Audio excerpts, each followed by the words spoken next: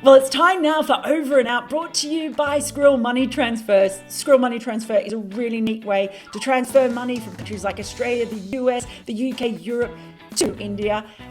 And it's very exciting today, very special day, because not only do you get no transfer fees, some great rates, but we have a promo code for you. So make sure you click on the description in the link to get that promo code and to find out more about how you can transfer money to India through Skrill Money Transfer. Now, time for Over and Out. Hey Bharat, do you know what I have thought is amazing this week? What, Mel? Delayed reaction. Nice, you're really on the ball today. Yeah, I've just been watching this Super League thing happening over in Europe. Oh my gosh, it just has warmed my heart, because it's just great to know that other sports can shoot themselves in the foot in an even worse way than cricket sometimes can.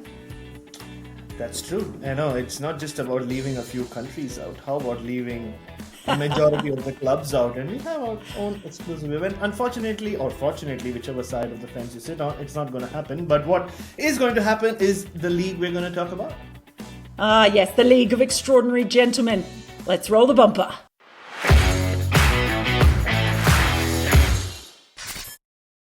Well, the first delivery in Over and Out for today is who the hell writes Chennai scripts? Because I think we'd all like that scriptwriter in charge of our own lives, wouldn't we? I mean, incredible. They should have won that game easily. Then there's this incredible fight back, and then they win the game anyway. But they just keep doing it. I want to know who it is, and I want to put them in charge of my life. Well, Mel, as you know, I did write a script about who I thought was writing the scripts about the great MS Dhoni. And, you know, whatever has been the story of MS Dhoni's life kind of has reflected on the story of Chennai. Every time you think they're down and out, they're done. Only a week ago, we were talking about how they'd started at the bottom of the table and how it looked like it's going to be difficult for them to climb back up. But, you know, week on, they're right on top. And they seem to do what most MS Dhoni-led teams do, which is find ways of winning from various scenarios, in various circumstances. And things seem to be falling into place. I thought Ruturaj Gaikwad. You look at Chennai and they always talk of senior players, like, you know, coming back from the dead and winning trophies for them. But it's good that, like, you know, that franchise is now kind of beginning to give us a few younger names. Deepak Chahar has made a name for himself through the Chennai ranks, and now Ruturaj Gaikwad, who they really banked on, invested in, and we saw last night. We know now why they invested in him, and it's great for Chennai. But now the big story is, can they keep themselves on top? Well, the great thing with Gaikwad as well, yeah, you have to give them credit for sticking with him, because his returns so far would have been putting a hell of a lot of pressure on him, and I suppose he really had to perform now. If not, then when was he going to perform? So, like you said, they've seen something, and fair play to them for sticking with him, because that was an incredible opening partnership that he was part of there for them. So let's see what's next. What next plot twist we might have in the Chennai script. Just saying, before we move on, maybe the scriptwriter does leave promo codes in that script, just like we are here on Skrill Over and Out. You're good at this. You are so good at this. Yes, don't forget that promo code. Next delivery that we have today is, it's all about the fast bowling cradle. I mean, it was really interesting all over the summer in Australia, and then in the series against England in the UK. We saw this incredible production line churning out these young fast bowlers. Never been really a strong point in Indian cricket. But you look at some of the players that have sort of made a real impact in the past few months for India, in the likes of Siraj and Thakur and Natarajan. And they're not the names that are really sort of at the forefront of this league at the moment. So again, we've got other names that are coming through. Where's this production belt going to end? Because I wouldn't have normally thought that a domestic league in India, a T20 domestic league, would be producing so many really impressive young fast bowlers. Yeah, especially on the kind of pitches we generally see where either they're batsman friendly or kind of spinner friendly in the IPL. But the fast bowlers went for a lot of money in the last auction.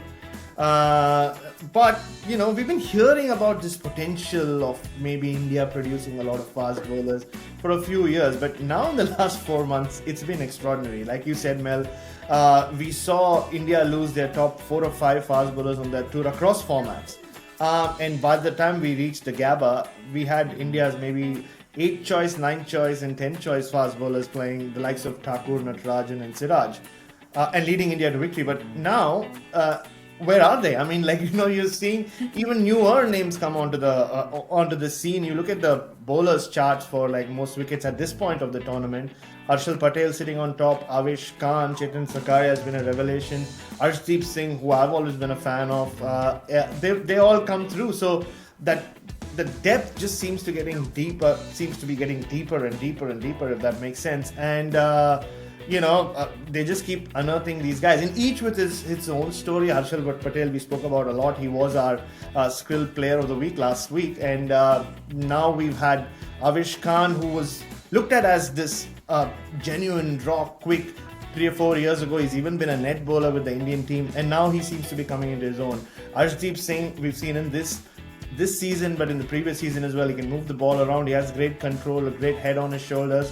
And Chetan Sakaria has been that wonderful human story of this season already. And, and I'm sure we'll see many more come through the ranks. Yeah, and one player who's been consistently doing it for the last few years is Deepak Chahar.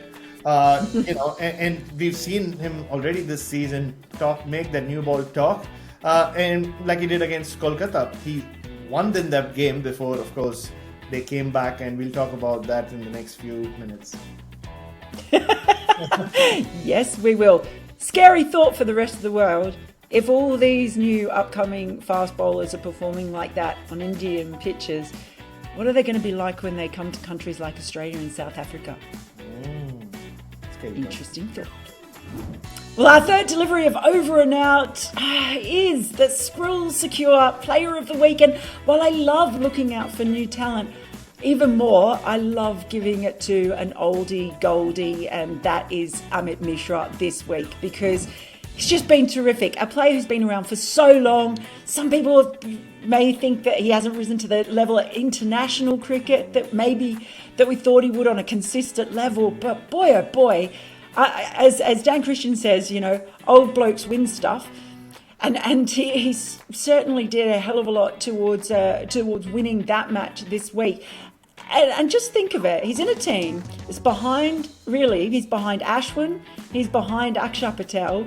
It's been a chance that maybe he might not even play much at all, and yet still now 4 wickets later, he's only 6 wickets off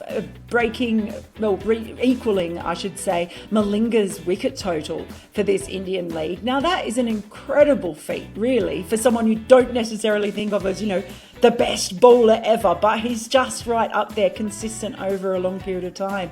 And he didn't even start off his spell well. Well, he's bowling that well. First over, it looked like he might get tonked around a bit later on, but he didn't. Came back with those 4 wickets. The Googlies were coming out beautifully. They were flummoxing the batters. They were flummoxing Rishabh Pant.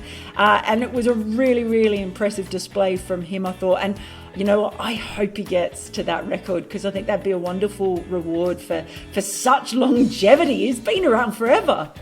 He has, when you think about it, Mel. He made his international debut, or the first time he was picked was in 2003, alongside Gautam Gambhir for a tour of Bangladesh right after the World Cup, and that's nearly 20 years ago. I was still in college. That's how long back that is. And I cannot get myself to say that Amit Mishra has aged like fine wine. They just don't go together. But I think he's aged more like a wonderful, tasty Gobi 65. And I know you love your Gobi 65s. Something that just tastes better and better and better with each day and will last for a long time. And that's really been the story of Amit Mishra.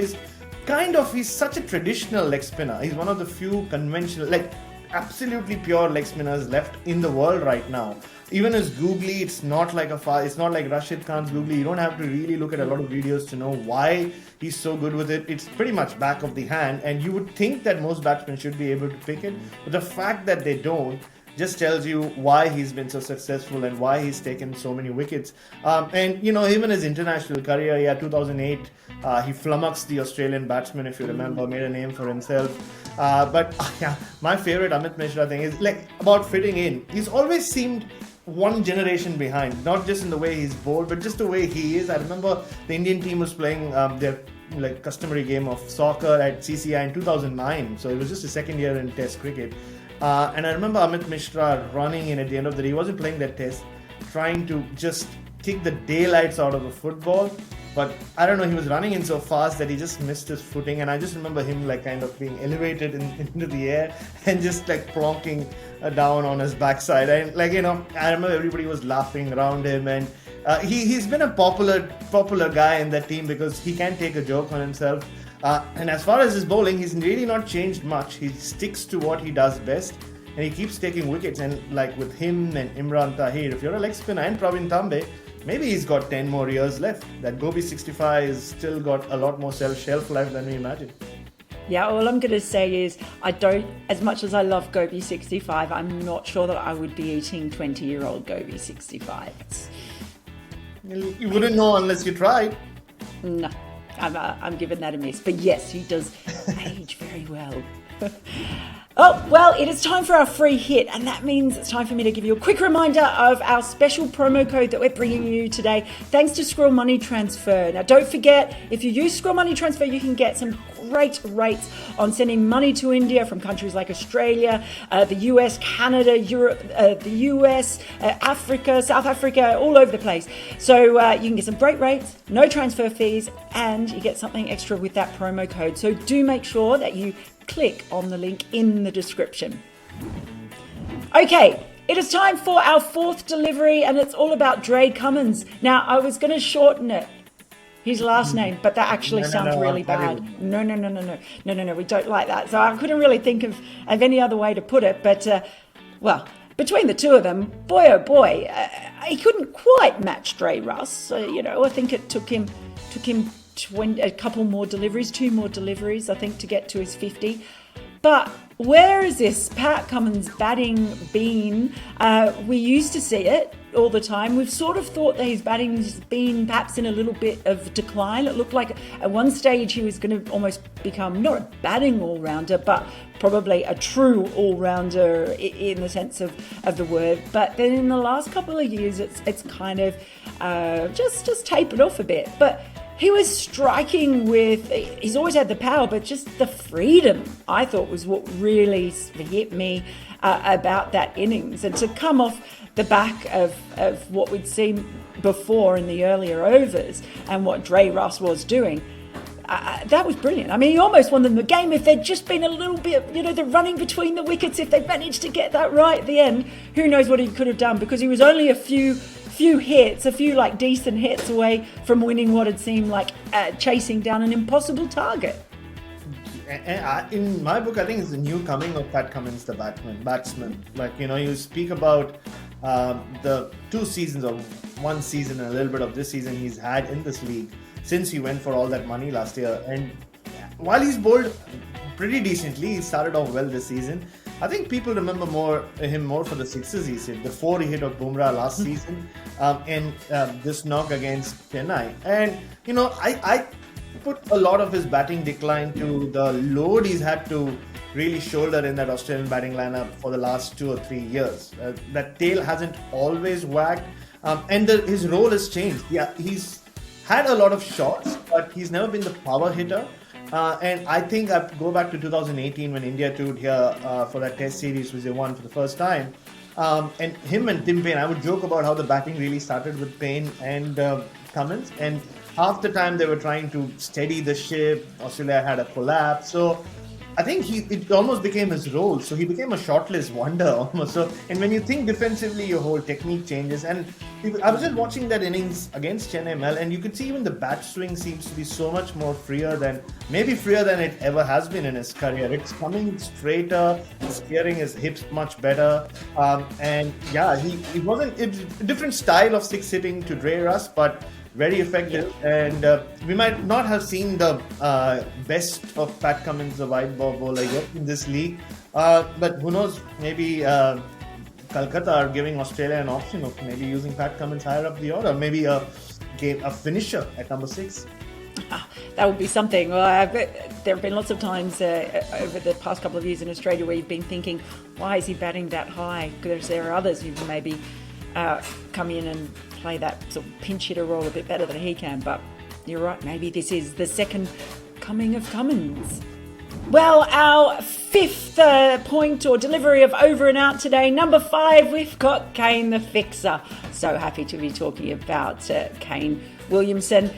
It's funny because we've been talking through this tournament about Hyderabad, and they're so reliant on their overseas batters, mostly in the form of David Warner and Johnny Bairstow, and that they were missing, that middle order has really been missing some steel. And look, so all the games that they've played where Rashid Khan and the other bowlers got them into such a good position, really gettable total, and they've started brilliantly, and then it all just collapses horribly. And the difference this time was amazing. It wasn't as though Kane Williamson scored a lot of runs, but he was there and he calmed everything down, and the whole thing just sort of seemed much more stable knowing that he was going to come in. I guess the interesting thing now is that it still means they're so heavy reliant on their overseas batters, but you can't see them not playing one of those three now in Warner, Bairstow and Williamson. And so that means that the only overseas bowling option they've really got is Rashid Khan. So I can't see them really going ahead without those 4 players. So it means that obviously the other Indian bowlers are going to have to sort of step up all the way through. But it just looks a different team. And it's funny how one player, without scoring a lot of runs, just feels like it's massively changed the dynamic of that team already. Further proof that if you ever have any problem in life, just throw Kane Williamson in there and he'll fix it for you. And he's done it, so many times in so many facets of this life, really, hasn't he? And he just brings that calm. He's just so special. I mean, he isn't larger than life, but he is in his own way, and that's the beauty of Kane Williamson. And what it does do from a cricketing sense is it allows Hyderabad to put Davy and Johnny back together, and you know how successful they are when they open. It started 2 years ago, and it was the foundation of how they really changed the way they approached their, like, especially in run chases, the way they batted in the tournament. And yes, it means that Rashid Khan will be the only overseas bowler, but also is a good sign for Indian cricket. That means more local bowlers get an opportunity, more exposure on the big stage. But they're also like the 3 amigos, aren't they? Bairstow, Warner, and Kane Williamson. Each very different to the other, but in a way together they're just perfect. I can picture them on horses, can't you, Mel? But riding in the desert, and of course when they run out of water, Kane Williamson just fixes it. Like, he finds the oasis, like he has now at number 3. No one's going to remember that. That's a really old movie. I know. You are showing your age there, my friend. Okay, and the final delivery number 6 in over and out today. Well, it's the injury bubble. Now, I hadn't even really thought about this at the start of the tournament, but with the news coming out about T. Natarajan having the sort of niggly knee that he's got, but not wanting to leave the bubble, because if he does leave the bubble to go and get scans, then he's going to have to quarantine before he comes back in. And it does feel, looking from afar, like the safest place to be in India right now is inside that tournament bubble. So does that then mean, though, that there will be players throughout who might play through niggles? And I'm sure the physios are doing everything they can, and they're not going to allow a player to put themselves in actual danger of serious injury. But it does sort of beg that question over whether or not players might kind of play it down or try and get through injuries, because we're so used to in cricket getting the message from media managers saying so-and-so's gone to the hospital for scans, we're awaiting the results. And that's not something that you can have in this tournament. And I confess, I didn't even think of that as being a possible issue. But now that it's come up, I think there might be a bit of tension on anyone who's just carrying one of those little niggly things. It's not a serious injury, but could become serious if it's not managed properly. And I didn't even think about it till you brought it to my notice. So if there are Skrill points to be won here, which I'm sure there will be eventually, they go to you this week. And you said that bubble, the league bubble, is the safest place to be in India currently. You see the being really rocked by the second or third wave of the coronavirus. I found out this morning that this girl I went to college with has passed away because of it. It's just getting very scary. The horror's coming closer and closer home. And you think of that bubble that these players and the commentators are in, just so far cut off from reality really in India right now. I'm speaking to a couple of commentators in India currently, and they really talk about not really being aware at times of what's happening outside that bubble. That's how strict that is. So for someone to having to leave that bubble and to come back, even if the rules say yes, he or she will have to quarantine for seven days, I don't see how that happens. Once you leave the bubble, that's it. Does it then come down to the player or the franchisee? Does the player get a say as to say no, I'll continue playing with the niggle, or does the franchisee say no, we can't lose you? It's going to be tricky, but something we just have to get used to, I guess. We thought we'd seen the back of this pandemic, but clearly not in those parts of the world. So we'll just have to keep adapting, and we've always heard of players playing with niggles at the highest level. But maybe they might have to play with something even worse than a niggle. Well, that is it from us for this week. But don't forget, we will be back early next week with Good, Bad, Ridiculous. So please do send us your nominations with that little hashtag. We can't have a show without you. You can join us live as well, so make sure you hit the little bells so you know that when we're going to be on. I'll try not to let Bharat be too late, like he always is. We know. And also, don't forget to click on the link in the description for that promo for Skrill Money Transfer. And remember, you can get those great rates, no transfer fees, transferring money from outside of India into India, and you get a little something extra with that promo code. So thank you very much to Skrill Money Transfer for being involved with Over and Out for another week. We will see you next week, but for now it is over and out.